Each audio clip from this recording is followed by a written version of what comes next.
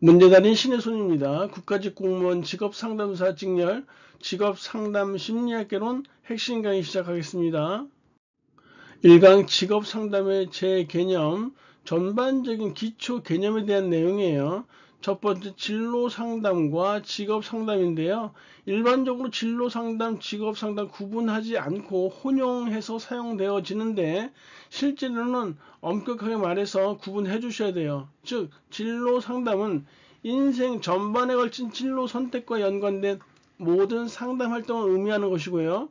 직업상담이라는 것은 진로 상담에 비해서 좁은 의미를 내포하는 것으로서 직업 선택과 준비, 직업 생활 및 은퇴기 등에 대한 즉 직업의 생활에 관한 상담만을 의미하는 것이에요. 진로 상담의 특징을 살펴보면요. 진로 검사 결과에만 의지하는 태도에서 벗어나 보다 유연한 관점으로 진로 선택에 임하려는 융통성이 요구되어지고요. 두 번째, 내담자의 경제 현실 및 진로 상황에 따라서 개인의 진로 선택 및 의사 결정이 상당히 변화될 수 있다는 것이요.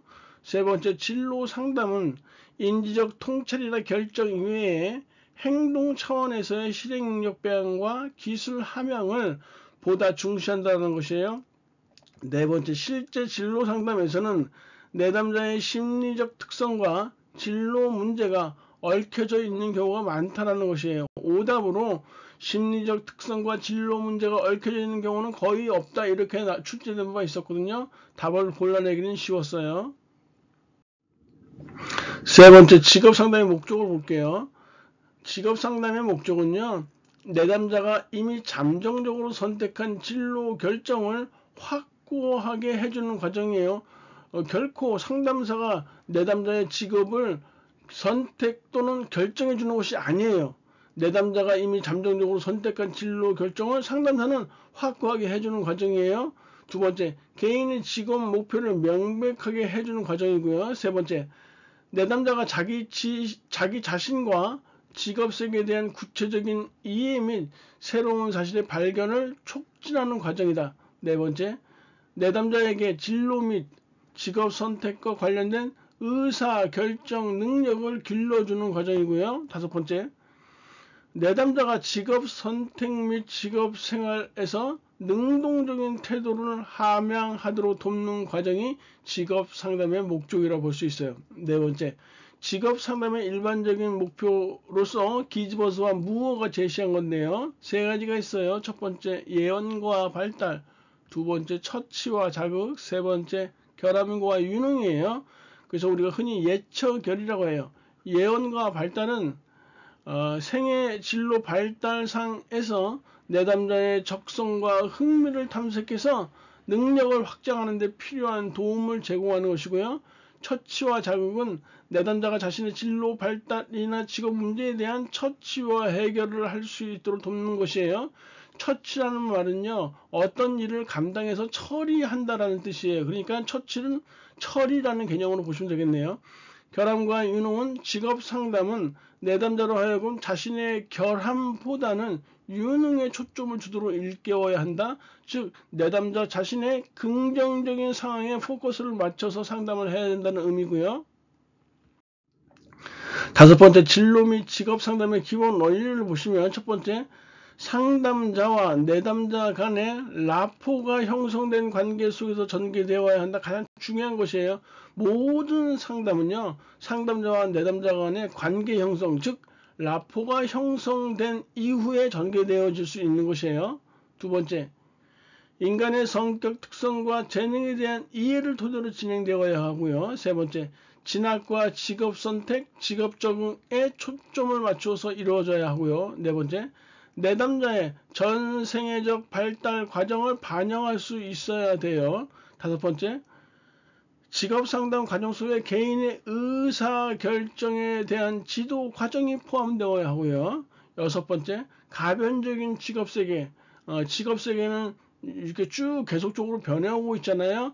뭐 예전에 굴뚝 청소하는 사람들이 있었다면 지금은 사라지고 없죠. 그리고 예전에는 남성 그 이발사들이 많았었는데 지금은 드물게 있단 말이에요. 이렇게 직업 세계는 끊임없이 변하고 있어요. 사진사도 많이 줄어들고 있잖아요. 이런 가변적인 직업 세계에 대한 이해를 토대로 이루어져야 해요. 7번째, 여러 심리 검사 결과를 토대로 내담자가 합리적인 판단을 이끌어낼 수 있도록 돕고요.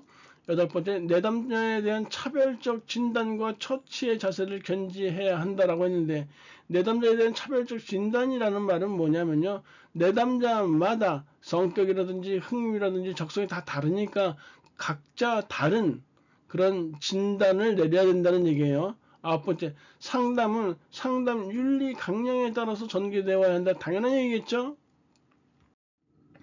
6번째, 개인의 진로 발달에 영향을 미치는 요인을 톨버트가 이렇게 제시하고 있어요.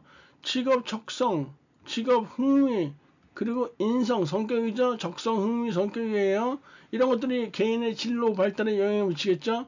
그리고 직업 성숙도와 발달 여부, 직업 성숙도라는 얘기는요, 직업 선택 및 직업 관련 문제들을 처리하는 그런 능력의 성숙도예요. 다시 한번, 직업 선택 및 직업 관련 문제들을 처리하는 능력의 성숙도가 바로 직업 성숙도예요. 직업에 대한 이해도가 어느 정도 발달되어 있느냐예요. 한마디로. 성취도, 가정성별 인정, 장애물, 교육 정도, 경제적 조건 등 일반적인 내용들이에요. 7번째로 직업 상담사의 자질을 한번 살펴보자면요. 첫 번째가 통일된 동일시예요. 통일된 동일시라는 것은 무엇이냐면 내담자를 이렇게 차별하지 않고요. 물론 여기서 말하는 차별이라는 것은 아까 말했던 차별적 진단하고는 다른 것이에요. 내담자를 차별하지 않고 내담자는 이렇게 똑같이 동일하게 본다라는 측면이에요. 일반적인 동일시죠. 건설적인 냉철함이 있어야 되고요. 동정심이 이때 지나치면 안 된다는 거예요. 지나치지 않은 동정심, 공감적 이해, 신중한 태도, 도덕적 판단 등을 들 수 있네요. 상담의 역할을 보면요. 직업 상담을 수행하는 상담자로서의 역할, 당연하겠죠, 이거는. 그리고 직업 정보의 수집, 분석, 가공 등을 통한 정보 분석자로서의 역할을 하고요. 직업 관련한 심리 검사 해석하는 그 해석자로서의 역할을 해요. 그리고 직업 문제의 처치자로서의 역할이죠. 내담자의 직업 문제를 진단, 분류 및 처치하는 직업 문제 처치자로서의 역할을 하고요. 내담자가 스스로 문제를 인식하여 올바르게 문제 해결을 하도록 돕는 조력자의 역할을 하고요. 그리고 직업 지도 프로그램의 개발자로서의 역할도 해요. 그 다음에 7번째, 개발된 직업 상담 프로그램을 실제 적용하고 결과를 평가해서 프로그램을 보완하는 그런 어떤 내담자를 지원하는 지원자로서의 역할을 하고요. 직업정보 생산기관들과 유기적인 협의관계를 유지하는 협의자로서의 역할, 그리고 직업 상담 과정이나 직업정보 수집 과정, 상담실 관리 과정 등의 업무 관리 및 통제를 하는 관리자로서의 역할을 한다는 것이죠. 그리고 직업관 및 직업 욕구 변화에 따른 정기적인 조사 연구도 이렇게 직업 상담사의 역할이에요. 직업 상담사에게 요구되는 기술 영역인데요. 미국 국립직업지도협회라고 했었죠. National Vocational Guidance Association 이렇게 하는데 6가지가 있어요.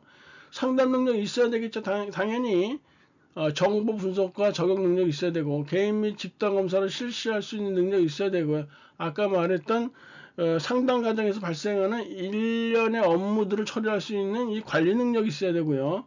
그리고 어떤 행사를 기획하고 실행할 수 있는 실행 능력이 있어야 되고 그리고 조언 능력도 있어야죠. 여기서 조언 능력이에요. 타협이 아니에요. 시험 문제 나왔던 것이에요.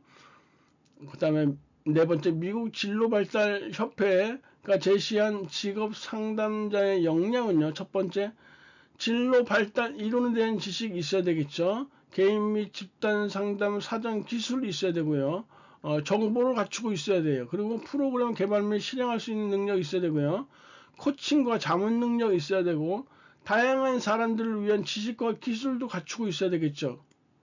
그리고 7번째 슈퍼비전인데요. 이 슈퍼비전은요. 상담사 위의 상담사, 즉 상담사의 선생님을 슈퍼바이저라고 하는데 이 슈퍼바이저의 역할과 능력을 슈퍼비전이라고 해요. 즉 상담사의 능력을 평가하고요. 어떤 전문 기술을 발전시키는 데 필요한 것을 슈퍼비전이라고 해요. 이런 슈퍼비전의 능력을 갖추고 있어야 돼요. 윤리 문제 있어야 되고요. 연구 및 평가예요. 그리고 과학기술을 활용한 지식과 기술을 갖추고 있어야 한다. 직업상담사의 직무 내용 헤어가 제시한 거 살펴보면요. 상담의 목적 및 상담사와 내담자의 역할을 확인하고요. 내담자의 근본적인 관심이 직업 선택에 있다면 직업 상담 실시를 확정하는 것이에요. 시험 문제에 내담자의 근본적인 관심이 직업 선택에 있다면 직업 상담 실시를 보류한다, 이렇게 오답으로 나온 적이 있었어요. 보류하는 거 아니고 확정해야죠. 내담자가 직업 선택에 관심이 있다면요. 내담자에게 의사결정 틀을 설명하고요. 좋은 결정을 가져오기 위한 예비 행동을 설명해야 되겠죠. 특별한 상담 기법을 통해서 내담자가 문제를 확인하도록 하고요. 내담자가 원하고 윤리적으로 적절한 부가적 대안을 확인해야 돼요. 7번째, 내담자가 충분한 동기를 가지고 있는지를 확인한다 라는 것이 헤어가 제시한 직업 상담사의 직무 내용이에요. 객관식이니까 눈으로 골랐을 수 있어요. 8번째는 상담의 구조화 및 라포의 형성이에요.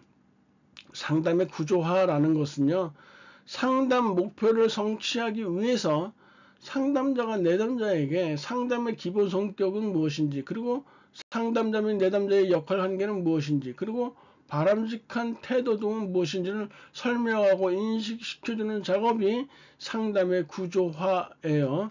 그리고 이런 상담의 구조화를 위해서 다루어야 할 요소가 상담의 목표를 말해줘야 되고요. 상담의 성질, 그리고 상담자와 내담자의 역할과 책임을 말해줘야 되고, 상담 절차 및 수단, 상담 시간과 장소, 그리고 기타 상담비 등이 상담의 구조화를 위해서 다루어야 할 요소예요.